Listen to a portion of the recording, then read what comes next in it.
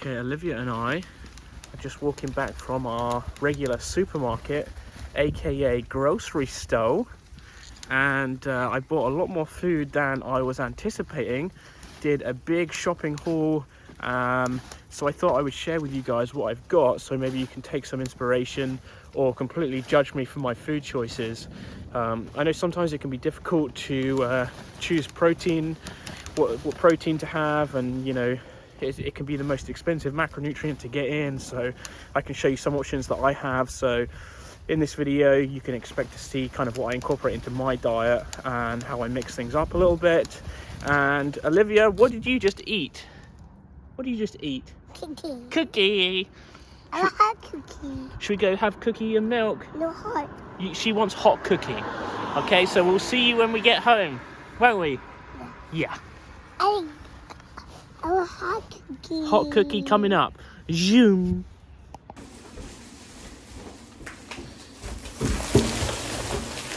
Okay, let's see what we got. Okay, let's go. This is what I got from the grocery store.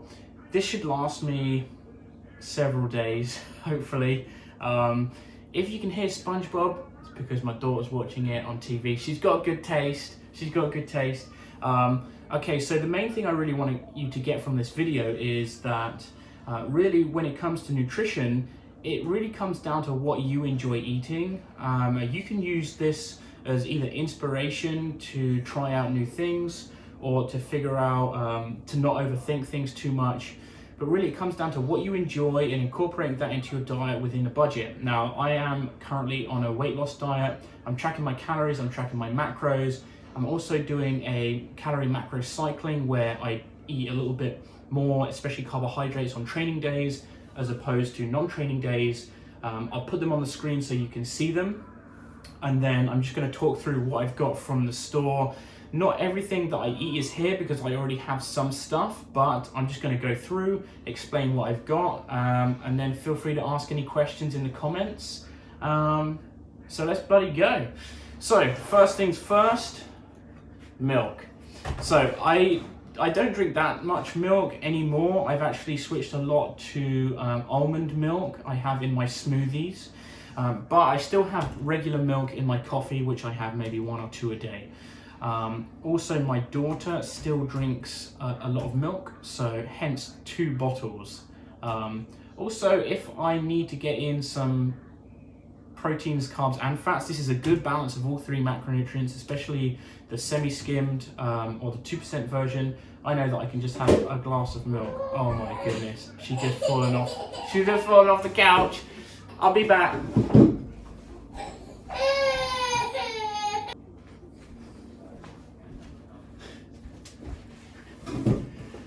She's okay. She toppled off the sofa. Okay, where was I? Yeah, we drink milk. Okay, milk's not going to make you fat. There's no one type of food that's going to make you fat.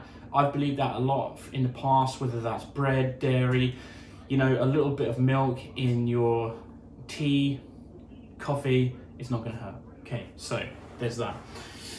So I also cook or make a lot of absolutely banging sarnies, banging ham sandwiches. Hence why I've got some sourdough bread here. For 2 slices, according to this, it's 170 calories. In this, it's getting around 32 grams of carbohydrate per 2 slices.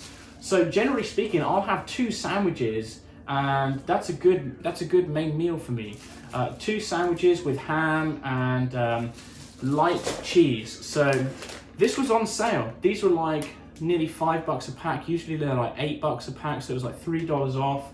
And this is 30% less fat cheese and 90 calories per 30 gram serving, which I try and keep around 15 to 20 grams per sandwich if I'm going to make it. But this just makes it super tasty, really. You know, it's like you got to enjoy food, in my opinion. And I bought the pre shredded cheese, grated. That's the word I'm looking for. Absolutely shredded, mate.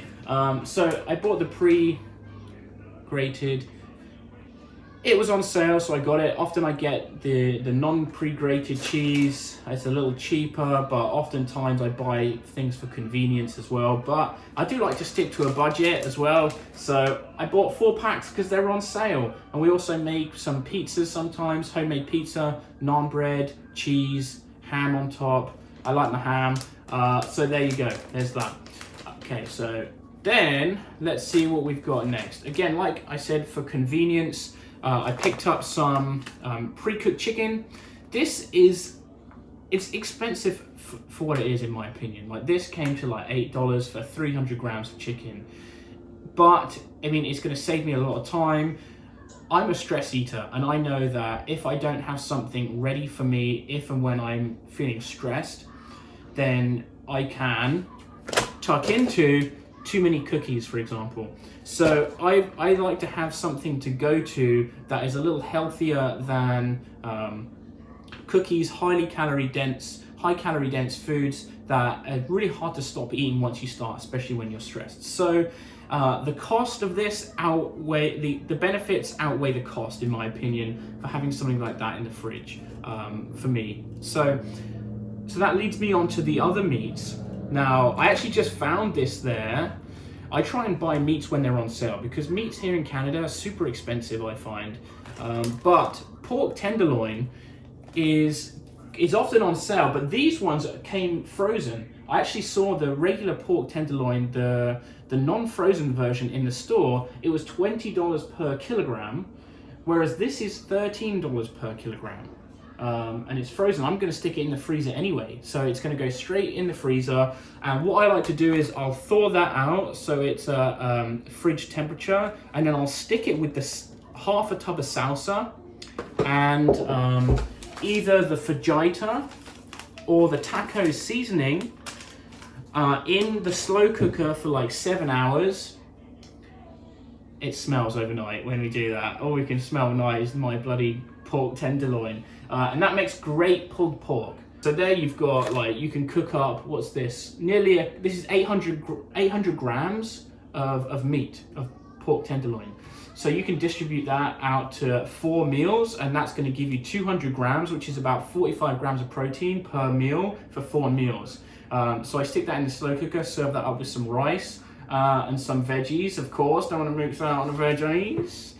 So there you have that. So I bought 2 of those because they're pretty good.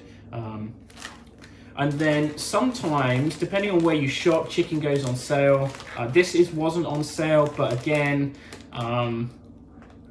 sometimes I wouldn't buy it if it wasn't on sale, but it's silly, to be honest, because like I said, with the cooked chicken, it's better to just have it than to not have it. So I've just got regular chicken. What I'll probably do with that is I will butterfly it, pound it in, and I'll put that in the air fryer for about 6 to 8 minutes, and that is going to be simple as mate.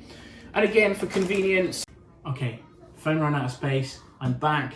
Pretty sure I just got to the honey garlic chicken, which is super convenient, super easy. Stick it in the air fryer, and that's good for me, Lucy, and Olivia, with some rice, some veggies, of course. Then eggs, staple every household needs. Great source of protein, but also comes with some great healthy fats too. Also, I supplement with egg whites, cartoned egg whites, to get the protein up, because just having some eggs is not enough protein for me. I need about 180 grams per day, and so I need to supplement that by having some egg whites with that. Also, bananas and whole foods. I try and eat mostly whole foods, sprinkled in with some things that I enjoy, of course. Thank you and good night. But it's actually quite hard for me to eat. I think I've got to eat close to 300 grams of carbohydrates in a day. I'm not quite used to eating that much, so I just take 2 bananas on those days that I train, and that helps me reach my goal. Plus, I get the added benefits of the micronutrients from the fruits. Also, that brings me nicely onto this frozen berry blend, which I mix up in a smoothie with 1.5 scoops of whey protein powder and some powdered greens, which are probably a waste of time, but I've had them for a while, probably expired. And also some creatine, so I have that, and that can also be a good filler that's about 280 calories, a lot of protein in there, so that really helps me get the protein up, plus getting the micronutrients from the fruits. So that can be really, really helpful. Eating vegetables, yeah, no one's favorite, is it? Come on, let's be honest. So it's good so that I can pack in the micronutrients from doing that kind of thing. Then A&W's sugar-free root beer and the Coke Zero. You gotta have a little summer, you know what I mean? Because you gotta live a little. This lasts a lot shorter than it should, to be honest. I try and only buy it once every couple of weeks, but it goes pretty quickly when I do have it. Much better in my opinion than having the version with sugar in it. You're going to be drinking a lot of sugar, you're going to get a lot of calories from that, and that's going to play part in kind of your blood sugar levels, potentially lead to you feeling the highs and lows, lead to you craving and such if you're hitting a low point after a high. Tomatoes, great for sarnies, stick those in the sarnies as well. Then I'm pretty sure I've covered everything then. I don't know if I covered the cookies. Olivia wanted cookies, and who am I to say no when she was at the shop and she wanted cookies. The last thing then is, these were on sale. These were like, I think $4. They're usually like $7. And I bought 6 packs because they're actually super convenient, and they again help me get my micronutrients in. But one thing I want to tell you is, you have to be very careful with things like this because they're so high in fat. And you think, oh, I'm eating salad, it's super healthy. But you've got to understand there's 2 different versions of like what people might think is healthy. You might think low calorie is healthy, and you might think high in micronutrients is healthy. Well, here you've got a lot of micronutrients, but because of the dressing, it gives you a lot of fats. So one bag is around 300 grams, and per 100 grams, you're getting 11 grams of fat. So in one bag, there's 33 grams of fat. And based on my fat intake for the day, on a training day, which I think is about 55 grams, in one bag, I've pretty much, most of my fats is taken up just from one of these, which primarily comes from the dressing. So don't be fooled. You have to factor that in. You can't just be tucking into these salads thinking that, you're going to lose weight by doing that if you're not tracking your calories properly and your macronutrients properly, because they are packed full of fat from the dressing. So you can either use maybe half of the dressing that they provide and subtract some from the fats, or you could potentially use your own lighter dressing. But this is just a super convenient way for me to get a good amount of micronutrients. Vegetables are very filling. Gram for gram, they're the most filling macronutrient or the most filling food that you can eat, more so than protein. They don't really weigh anything, but when you add the dressing, of course, that's when you're going to start to add those calories up. Okay, so that's everything, I think. Obviously, I eat a lot of other foods. Lucy makes a lot of Asian dishes. She's always sending through those nudes, mate. You know what I mean? Banging nudes 24/7. And they are bloody delightful, let me tell you. And we also make a lot of pasta and stuff together as a family. That's not included here, but I really am pleased to have this and know that I've got this in my fridge for go-tos. One thing that I really wanted you to get away from this, like I said earlier, is that you don't have to eat the same way I do. You have to find a way that you enjoy food and roll with that. As long as you're it's working towards you reaching your goals. So set yourself a budget in terms of calories and macronutrients, and I'll leave my calorie macronutrient calculator in the comments so you can calculate yours. I also suggest what you should aim to lose on a weekly basis, and then give you calories and macro targets in order to achieve that. But I hope you've drawn some inspiration from this, and don't forget to give me a follow, and I will see you in the next video.